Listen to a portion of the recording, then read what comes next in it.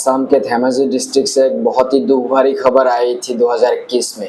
नंदिता सैकिया, जो मरीढाल कॉलेज की एक स्टूडेंट थी, उसकी बेरहमी से हत्या की गई थी। ये केस पूरे असम में एक बहुत चर्चा का विषय बन गया था और अब 4 साल बाद कोर्ट ने इस केस में फाइनल डिसीजन दिया है। 21 अगस्त 2025 को धेमाजी डिस्ट्रिक्ट और सेशंस कोर्ट ने नंदिता के किलर रिंटू शर्मा को फांसी की सजा सुना दी। कोर्ट ने कहा ये case rarest of rare category का है, इसलिए अब सबसे बड़ी सजा दी गई। अब आपको बता देते हैं कि पूरा मैटर था क्या।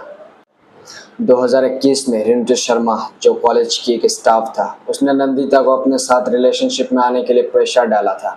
जब नंदिता ने सीधा मना कर दिया, तब उसने गुस्से में एक दिन सीधा अटैक कर दिया। अटैक में सिर्फ नंदिता ही नहीं बल्कि उसके दोस्त कश्मीरा और उनके फादर को भी घायल हुई थी।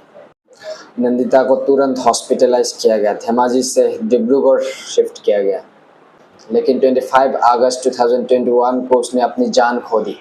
उसके बाद धेमाजी पुलिस ने रिंटू शर्मा को अरेस्ट करके केस रजिस्टर किया। पुलिस ने 400 पेजेस की चार्जशीट कोर्ट में सबमिट किया और केस 4 साल तक चलता रहा। इस दौरान 140 से ज़्यादा गवाह सुना गया। अब कोर्ट ने फैसले में रिंटू शर्मा को आईपीसी के कई सेक्शंस में गिल्टी पाया, जैसे 302 मर्डर, 307 अटेम्प्ट टू मर्डर और 326 ग्रेवियस हार्ट। मर्डर के लिए उसे फांसी की सज़ा मिली और साथ ही अटेम्प्ट टू मर्डर के लिए 10 साल की जेल और फाइन। नंदिता के परिवार ने इस फैसले पर संतोष जताया और कहा कि 4 साल तक इंतजार किया उसने न्याय के लिए और अब उनकी बेटी की लड़ाई बेकार नहीं गई। कश्मीरा, जो अटैक में बची थी, उसने भी कहा कि आज नंदिता को सच में न्याय मिली है।